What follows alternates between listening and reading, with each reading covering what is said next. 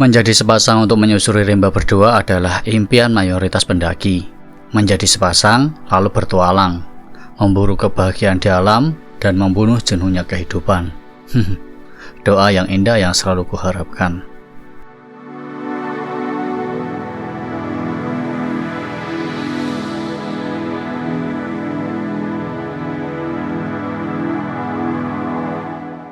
Perjalanan kali ini mungkin akan menjadi perjalanan yang membuat saya iri.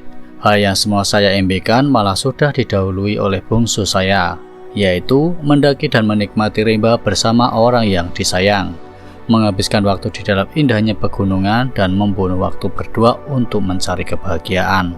Tapi, walaupun belum bisa seperti mereka, saya harus juga turut berbahagia melihat mereka berdua.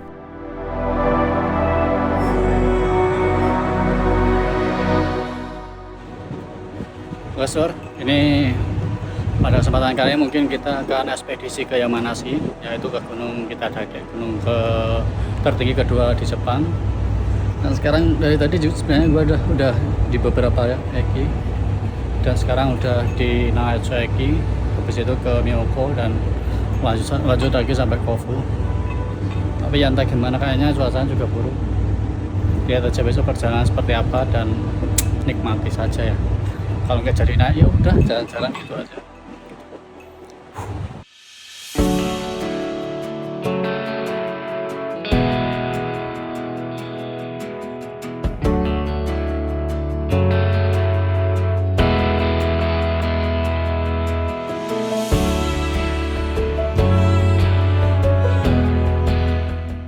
Jurnal kali ini adalah jurnal yang spesial untuk saya ceritakan.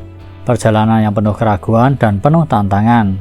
Bagaimana tidak, kita akan memecahkan rekor mendaki di Gunung Jepang dengan personel 43 orang. Bagi saya, hal yang seperti ini tidak pernah saya pikirkan sebelumnya. Keraguan selalu membayangi otak saya. Awalnya, saya tidak tertarik untuk ikut dalam perjalanan kali ini. Tapi, menilik kawan-kawan yang terlampau banyak pemula dan sedikitnya yang bisa dipercaya menjadi mentor, saya pun sedia ikut untuk membantu pemikiran Dedi selaku leader utama dalam event ini.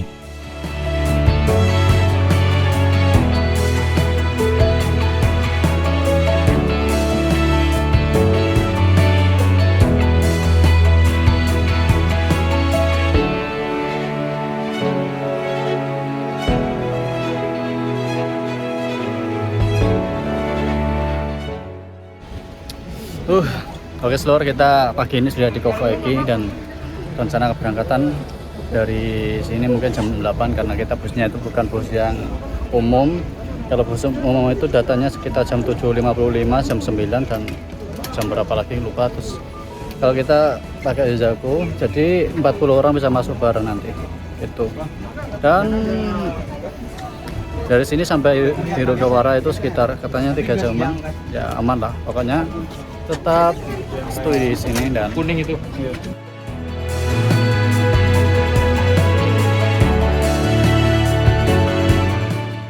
Kita berangkat dari Kofu Eki.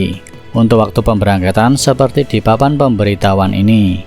Untuk biaya busnya per orang dikenai 2.000 yen. Sedikit perbaikan kata sebelumnya. Dari Kofu Eki sampai Hirogawara Base Camp pemberangkatan Gunung Kitadake kurang lebih memakan waktu 2 jam. Dan akhirnya kita juga pakai 2 bus. Jadi teman-teman yang ingin mendaki ke Kitadake mohon berhati-hati menghitung estimasi waktunya. Berangkat lebih pagi lebih baik. Estimasi jalan dari Hirogawara sampai Goya Puncak Gunung Kitadake normalnya memakan waktu 7-8 jam. Ingat, itu normalnya. Jadi jika dirasa perjalanan teman-teman sangat santai, mungkin memakan waktu lebih dari 9 jam. Dan santai tidaknya perjalanan tergantung kompak atau tidaknya suatu tim. Mohon dipelajari.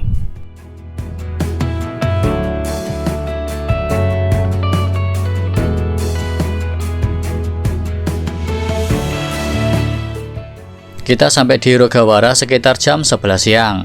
Di sini kita sedikit ada briefing tambahan dan pemecahan tim menjadi 3 tim. Per tim diisi 14-15 orang. Setelah kembali memesan tiket kepulangan nanti dan sekaligus pendaftaran masuk kawasan, kita akan segera memulai ekspedisi. Dan karena per tim ada jarak agar tak terlalu dekat, tim saya lah yang akan berangkat duluan.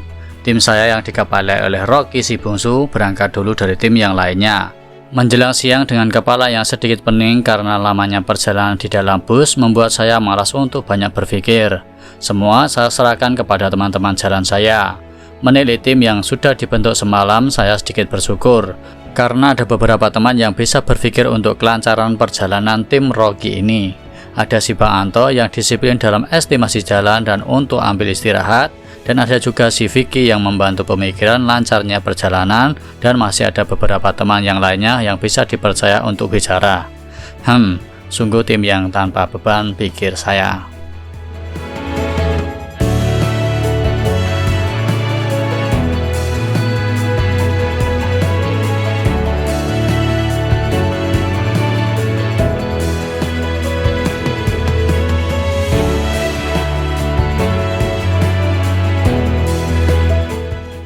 Dan seperti Natsuya Sumi sebelum-sebelumnya, hujan pasti akan hadir menemani perjalanan pendakian.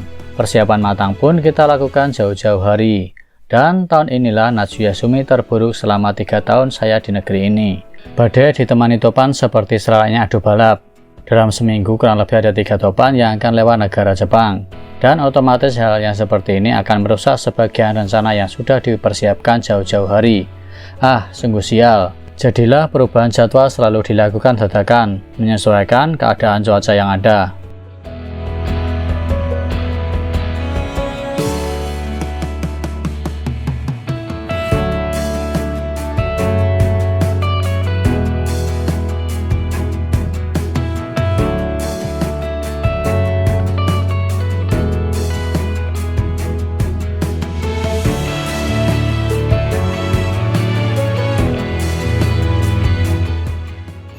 Kita istirahat sebentar, dan dari base camp tadi sekitar jam 11.20-an dari Hirogawaranya, dan ini cuacanya juga seperti ini, kabut, bernuansa kabut. Tapi enaknya kalau kabut ini tenaga kita tetap terjaga, nggak begitu panas, nggak cepat capek, intinya seperti itu.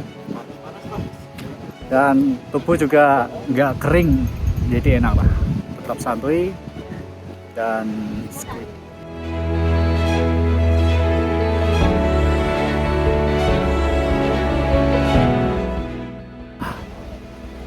Oke Sor, ini kita udah di ketinggian 1800-an dan kita udah jalan sekitar 40 menit. Yes.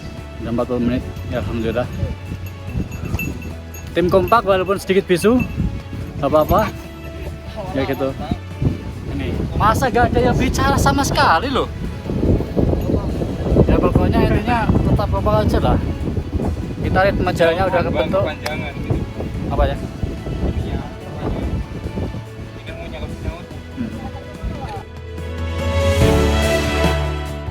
Disadari atau tidak, sebenarnya pendakian di Jepang yang paling menyebalkan itu malah jatuh di musim panas seperti ini. Karena hampir bisa dikata hujan sering sekali hadir saat melakukan aktivitas seperti ini. Memang sungguh aneh. Namanya musim panas, tapi malah jatuhnya seakan musim hujan. Atau dalam soal percintaan bisa dibilang labil. Ya, mungkin selabil dirimu. Bilangnya I love you, tapi jalannya masih sama orang lain. Sekali lagi, sungguh aneh.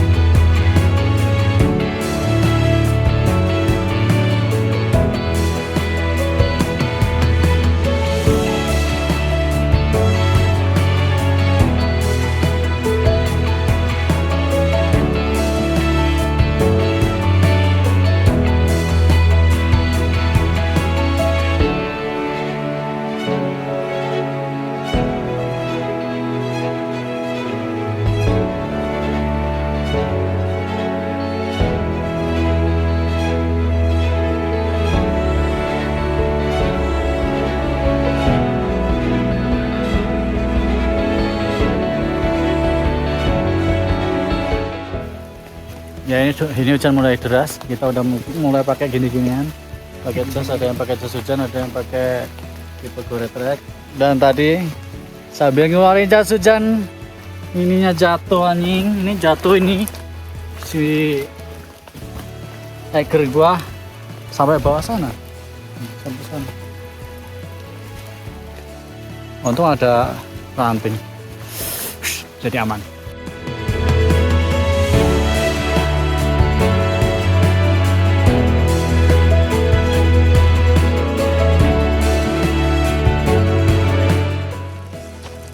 Mungkin aku terlalu lemah untuk kau miliki. Apaan sih, Cuk? Udah.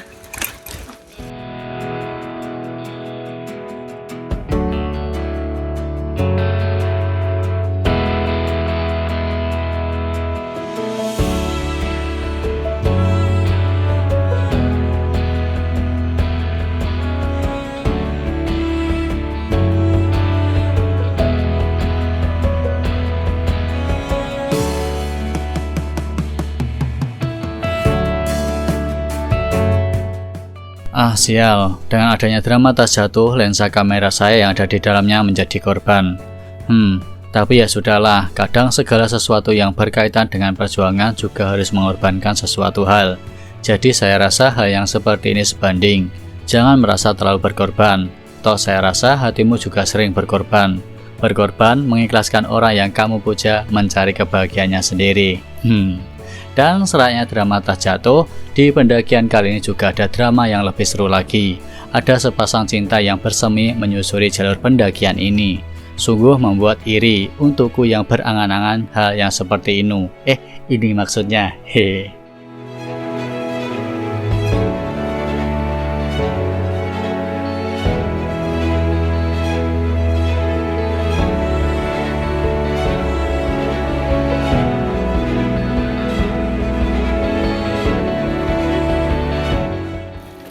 Lo tau nggak?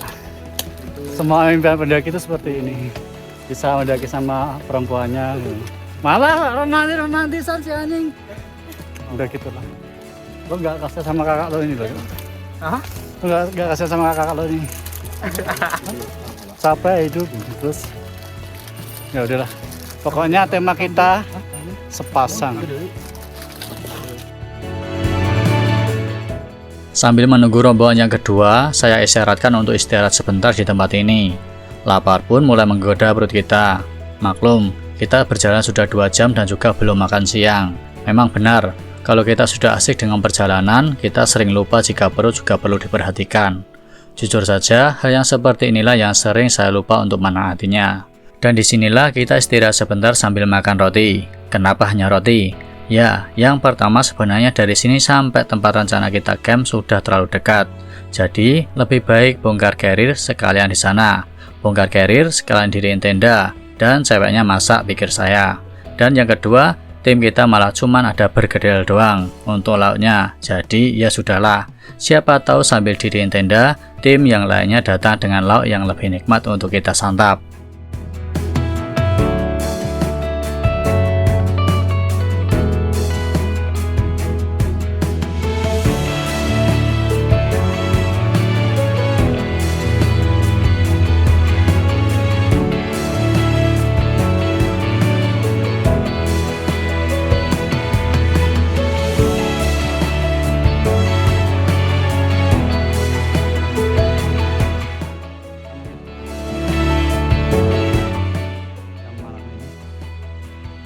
Dari tempat ini itu tinggal sekitar naik vertikalnya itu sekitar 130-120an lah, tapi vertikal ya. Sebenarnya nggak melelahkan karena hujan dan tapi sedikit agak mager sih jatuhnya, mau jalan males ya, tapi nggak apa-apa. Kita harus sampai camp, harus mendirikan tenda di sana dengan rapi karena besok yang kita hadapi bukan lagi badai, typhoon.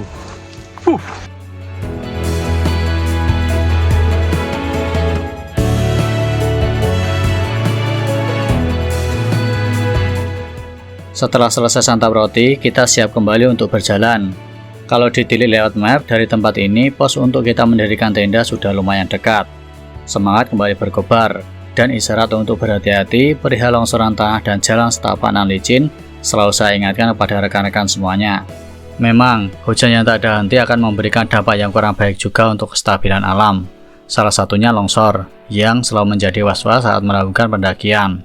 Apalagi di Ketadake ini juga banyak trek yang bernuansa kanan tebing dan kiri jurang. Trek-trek mudah seperti ini teramat bahaya jika terjadi longsor.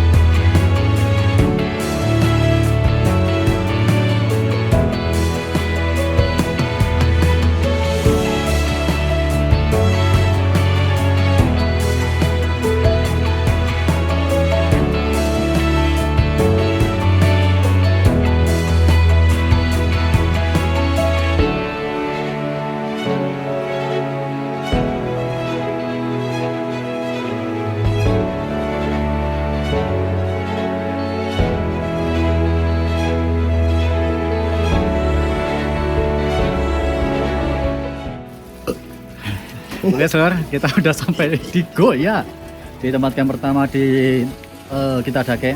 Itu kita rencana 2 malam 3 hari di sini, dan kita sampingnya mungkin nunggu kan ada topan besok pagi, mungkin sore kalau membaik kita ke atas, kalau nggak membaik tetap di sini. Tapi ya kemungkinan tetap di sini. Kalau udah gini biasanya akhirnya udah minta ampun.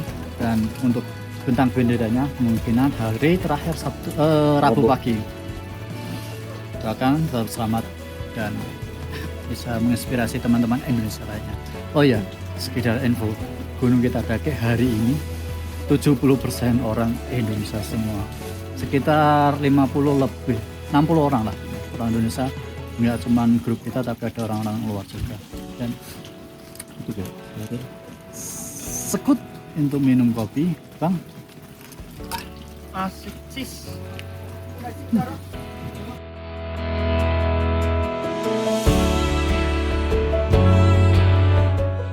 Sekitar jam 3 sore, tim pimpinan si Bung Soroki pun sampai di campground.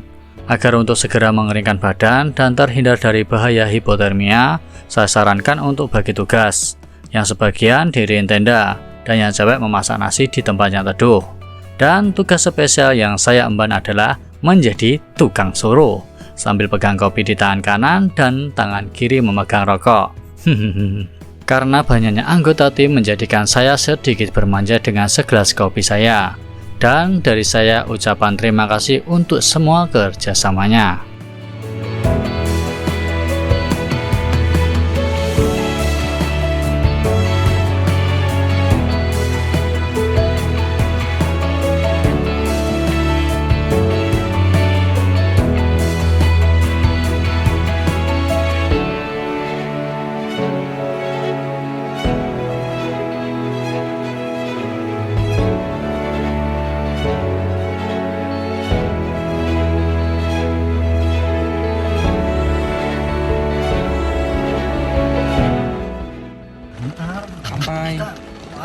Yuk. Ini nggak ada minimnya banget doang. Gampang nanti. Udah siap. Udah, kita udah di base camp, kita udah bikin tenda, sekarang udah bersih-bersih. Udah waktunya makan. Jangan lupa Apa? perut harus tetap diisi agar tidak terjadi apa-apa di perut. Yuk kita berdoa untuk makan siang hari ini. Yuk. Dai. Ayo, bro. Siap dong dari dah. Berdoa. Dimulai. Bismillahirrahmanirrahim. Benar. Amin. Yuk. Mas. Jangan rese, weh. Mau kemana? Mau cucek. Jujur. Udah.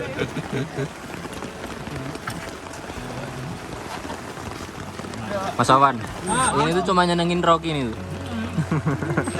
Jurnal gua kali ini sepasang. Gimana caranya gua bikin sepasang? Kayaknya gede-gedein lagi deh. Gak apa-apa. Sama dong. Cuman harus dipegang. Ya dipegang mah nggak apa-apa. Naik, di drop, op.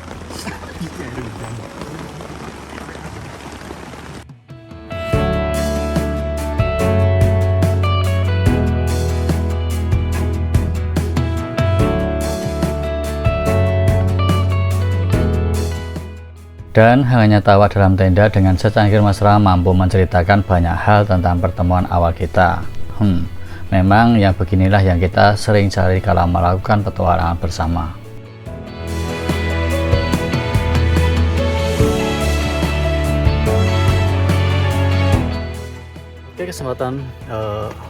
Kegiatan pada malam hari ini kita udah selesai, udah matang, udah semuanya.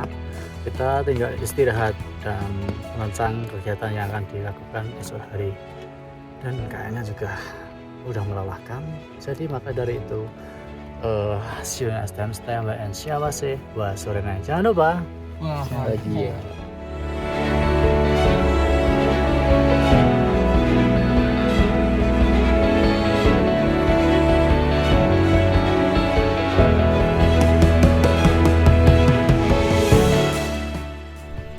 Tapi sebentar, sebelum video menuju batas akhirnya, izinkan ku menyelipkan pesan ini untukmu kawanku.